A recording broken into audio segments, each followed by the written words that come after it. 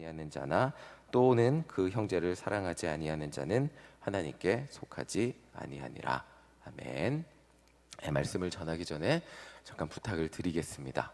평안한 예배를 위해서 핸드폰을 진동이나 무음으로 변경해 주시기를 부탁을 드리겠습니다. 말씀을 나누겠습니다. 기독교의 구원에 대해서 설명할 때 들으면서 오해할 수 있는 부분이 있습니다. 우리는 죄인이지만 하나님의 은혜로 구원을 받았다는 것입니다. 이게 왜 오해냐고 설명하실 수 있는데, 그러니까 우리의 어떤 선행으로도 구원받을 수 없고 오직 예수님이 우리를 위해서 십자가에 죽으신 것을 믿을 때만 구원받게 된다고 설명하다 보니까, 그래서 우리는 구원은 내 노력은 하나도 들어가지 않은 전적인 하나님의 은혜라고 표현을 하고 이해를 합니다. 오해는 근데 여기서 발생을 합니다. 인간은 자신의 노력이 하나도 들어가지 않은 구원, 그러니까 이 우리 죄의 용서함의 신비에 대해서 정확하게 이해하고 받아들이기 어려워하기 때문에 오해를 하게 되어 있습니다. 인간의 운명은 한평생 자기가 노력한 결실을 얻으면서 살아가는 것이 인간의 운명이고 인간의 삶이고 인간이 살아가는 방식이기 때문에 내가 노력하지 않은 것을 공짜로 얻고 그것을 얻은 것을 어떻게 누리며 살아가야 되는지 정확하게 이해하기 어려워한다는 것입니다. 천국에 가는 것도, 다른 모든 종교는 노력으로 간다고, 구원을 얻는 것도 노력으로 얻는다고 설명을 합니다. 그래야 인간은 시원하고 이해를 합니다. 내가 노력한 만큼 대가를 얻는 게 당연하기 때문에 내가 선행을 이만큼 할 때 이 선행의 대가를 얻는 것, 그렇게 천국에 가게 되는 것이 인간이 당연하게 생각하고 편안하게 생각하는 것입니다. 그런데 교회에서는 인간의 노력은 아무 쓸데없고 오직 예수님의 십자가 사랑을 믿을 때만 구원을 얻게 된다고 설명을 하고 있으니까 이 은혜가 너무나 감격적이고 감사한 것이 맞습니다. 그런데 동시에 오해하기도 합니다. 이 오해가 뭐냐면, 내가 노력하지 않아도 구원받는다는 사실을 하나님이 내가 죄를 지어도, 매번 죄를 지어도 당연히 용서받을 것, 그러니까 구원의 가벼움으로 우리가 오해할 수 있게 된다는 것입니다. 거기에다가 인간적인 노력으로는 가장 완벽하게 하나님의 율법을 지켰던 바리새인들을 예수님이 정죄하셨습니다. 이런 인간의 행함을 뭔가 가볍게 보게 되는, 그렇게 구원을 오해하면 인간의 행함을 가볍게 보게 된다는 것입니다. 심지어 이 당시 유행했던 영지주의의 가르침에 의하면 영지잖아요. 영적인 지혜를 깨닫는 주의예요. 그러니까 영적인 지혜를 얻으면 인간의 행동이나 죄는, 그런 것들은 그냥 무시되는, 이 물질 세계는 무시되어도 좋다고 여겼던 것이 영지주의입니다. 영적인 깨달음에만 집중했던 거기 때문에 그리스도인들은 이 땅에서 죄를 지어도 영적인 깨달음이 훨씬 중요하다고 가르쳤던 그런 영지주의의 가르침에 그 당시 굉장히 널리 영향을 받았던 것들이 그 당시 그리스도인들입니다.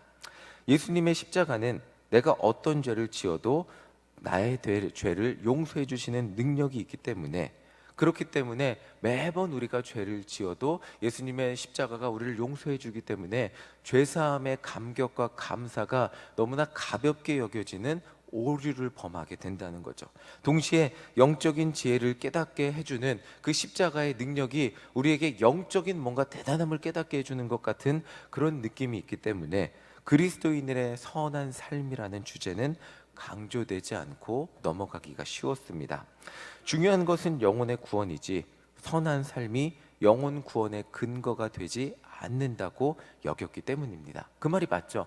우리는 영혼의 구원이 중요한 것이지 선한 삶이, 여러분이 아무리 착하게 살아도 구원받을 수 없습니다. 이게 기독교의 핵심 교리예요. 예수님의 십자가 사랑을 믿는 것, 믿음으로 구원을 얻는 것은, 이게 사람들을 그래서 선한 삶에 대해서 쉽게 생각하게 만들었습니다. 이것이 오해라는 거죠. 마치 선하게 살지 않아도 구원받을 수 있다는 소리로 오해하게 만들었습니다. 이 부분에 대해서 사도 요한은 이렇게 말하고 있습니다. 요한일서 2장 29절 우리 한 번 더 읽어보겠습니다. 2장 29절 읽겠습니다. 시작. 너희가 그가 의로우신 줄을 알면 의를 행하는 자마다 그에게서 난 줄을 알리라. 자, 행함이 구원의 근거가 되진 않아요. 여러분들이 아무리 착하게 살아도 구원받을 수는 없어요. 그럼에도 불구하고 사도 요한이 이렇게 말하는 거예요. 너희가 예수님의 십자가 은혜로 구원을 받았다는 증거가 있다면 그것은 너희의 선한 행실이라는 거예요. 네. 요한일서 3장 10절을 한 번 더 우리 읽어보겠습니다. 읽겠습니다. 시작. 이러므로 하나님의 자녀들과 마귀의 자녀들이 드러나나니 무릇 의를 행하지 아니하는 자나 또는 그 형제를 사랑하지 아니하는 자는 하나님께 속하지 아니하니라.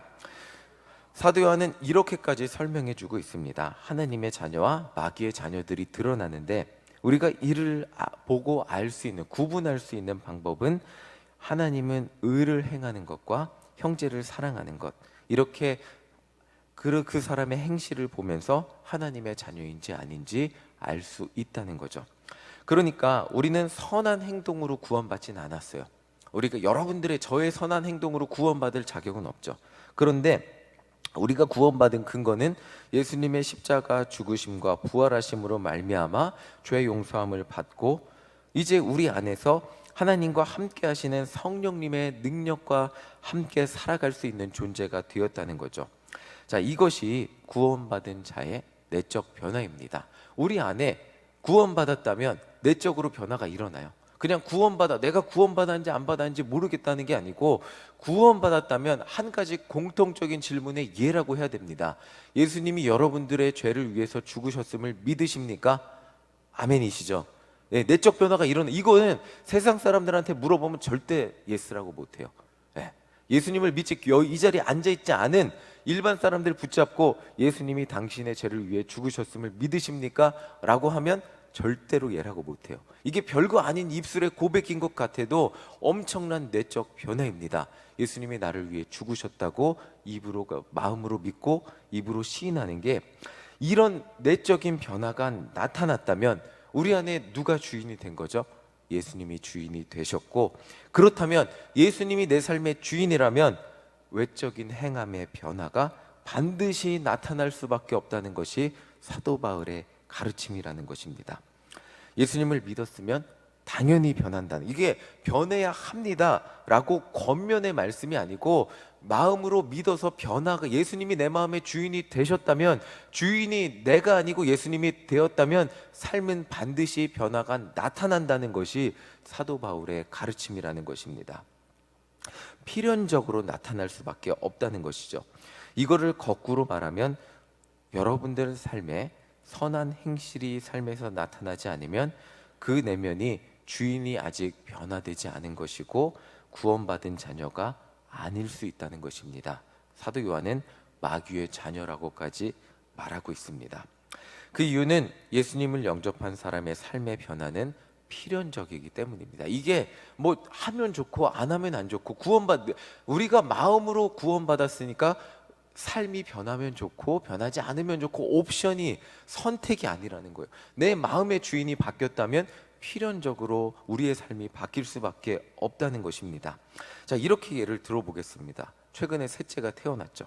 근데 제가 만약 셋째를 사랑한다고 말하고 안아주지도 않고 재워주지도 않고 어떤 행동도 하지 않고 말만 예쁘다고 한다면 그 누구도 저를 보면서 셋째를 예뻐한다고 말할 수 없을 것입니다. 아니, 아빠 맞냐고 할 것입니다. 제가 제 아이를 사랑한다면 제 아이를 사랑하는 모습이 얼굴 표정과 행동으로 모두 표현이 될 것입니다. 제가 젊은 이부 시간에 웃자고 얘기했는데 진짜로 목사님 앞에서 제가 그런 적이 있어요. 목사님 이렇게 재무부 보고 가는 철이 있어요. 매주 재무부 보고 이렇게 매주 보고 철이 있는데, 파일이 있는데, 그 파일이 목사님이 이제 화요일 날 회의하고 가져가세요 그러셔갖고 제가 가져가려고 하는데 서서 목사님과 대화가 길어졌어요. 그러니까 이 파일을 이렇게 몸에 이렇게 걸치고 이쪽 이렇게 걸치고 계속 목사님이랑 대화하면서 이렇게 팔을 이렇게 떨고 있는 거예요. 이게 뭐냐면 윤성이 안고 계속 제가 이렇게 떨고, 이게 윤성이 안아주면서 계속 이렇게 애가 우니까, 근데 그게 습관이 돼갖고 재무부 파일을 손에 안고 이렇게 떨고 있는 거예요. 제가 목사님은 느끼셨는지 못 느끼셨는지 모르겠는데 저는 이게 습관이 되니까 이렇게 떨고 있더라고요. 제가 이러면서 깜짝 놀랐어요.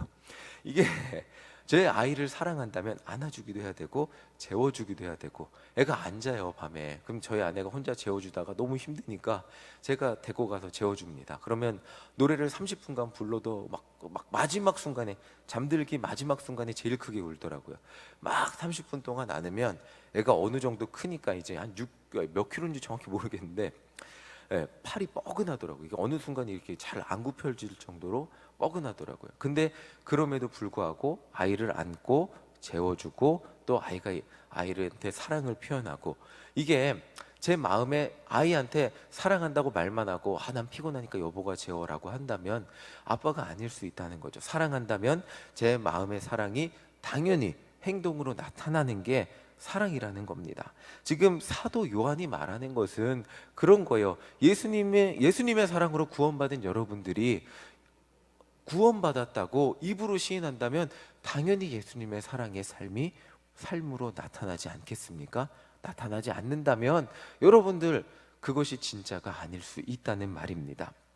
자, 사도 바울은 그래서 이렇게 말합니다. 마음으로 믿어 의에 이른다고, 그리고 입으로 시인해서 구원에 이른다고 로마서에서 말하고 있습니다.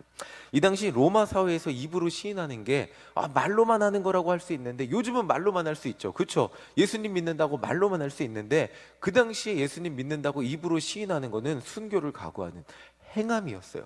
그러니까 입으로 시인해서 의에 이른다는 건 나는 예수님 믿는 자입니다, 죽어도 좋습니다, 순교의 자리를 각오하겠습니다 라고 행하는 거예요. 그렇기 때문에 의에 이른다고 말하고 있는 것이었습니다. 사람은 누구나 마음속 깊이 믿는 바를 행하며 살아갑니다.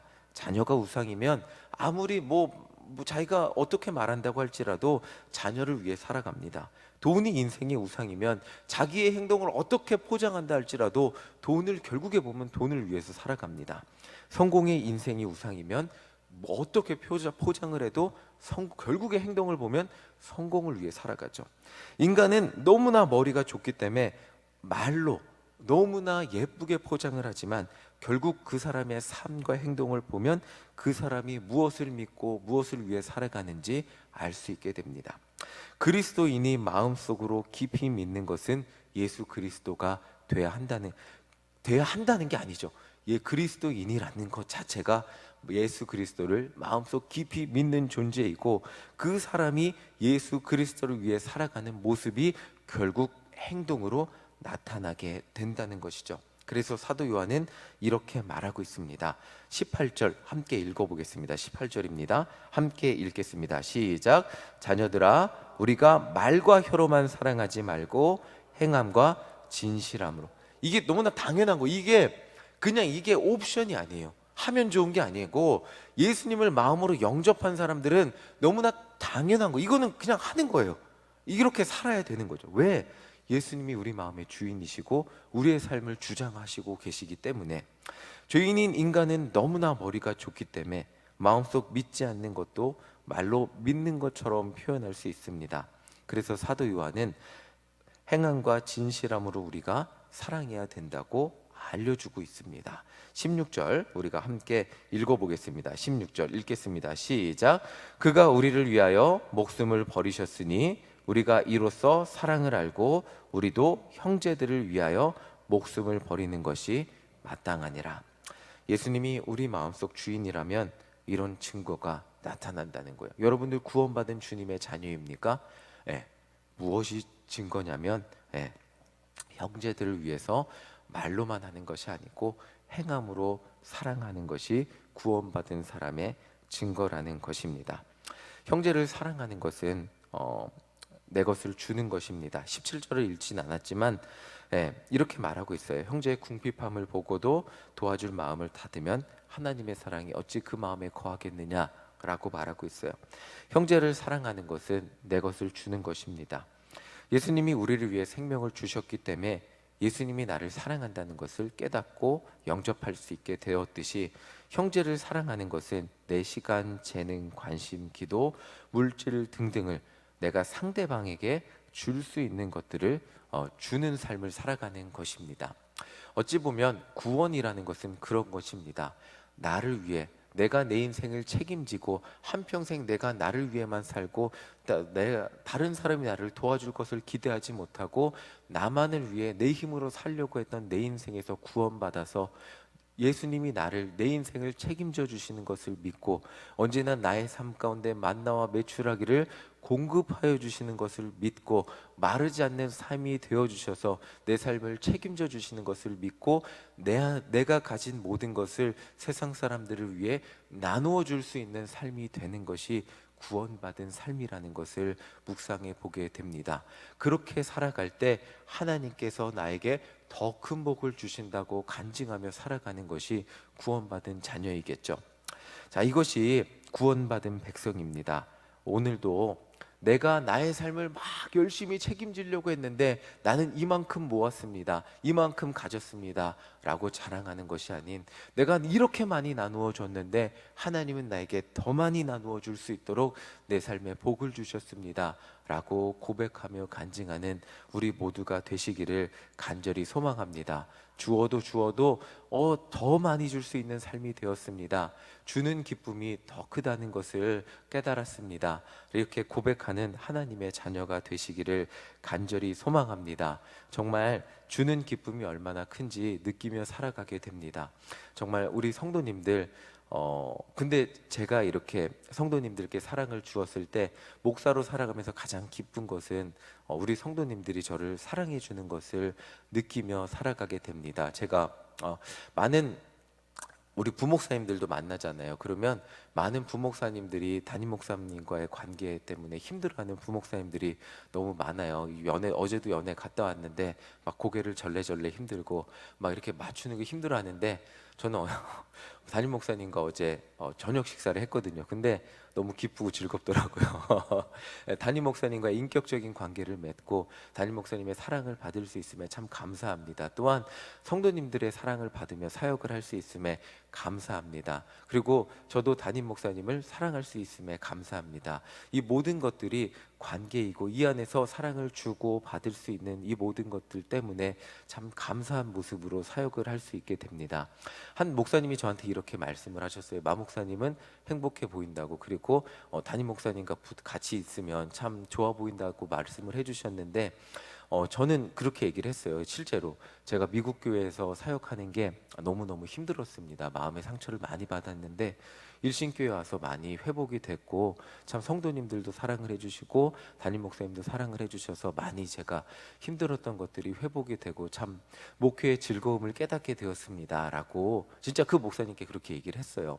정말 진심으로 제가 사랑을 많이 받았고, 근데 더 큰 기쁨은 성도님들을 마음껏 사랑해 줄 수 있는 교회가 일신교회라는 것을 깨닫고, 특히 최근에 젊은이부를 하면서 정말 이렇게 사랑을 주면 더 큰 사랑을 받을 수 있구나 라는 것을 많이 깨닫고 사명을 감당하게 됩니다. 사랑을 주는 것이 받는 것보다 훨씬 기쁘다는 것을 깨달으며 사역을 하게 됩니다. 여러분들, 저를 이렇게 사랑해 주셨듯이 세상 가운데 나아가서 최선을 다해 사랑해 주시기를 간절히 소망합니다. 그렇게 사랑해 주며 살아가실 때 하나님의 사랑이 정말 여러분들 가운데 놀랍게 공급되고 더 많이 사랑할 수 있는 존재로 살아가게 될 줄 믿습니다. 아멘. 우리 이 시간 찬송가 420장 찬양하면서 찬양하고 하나님 더 큰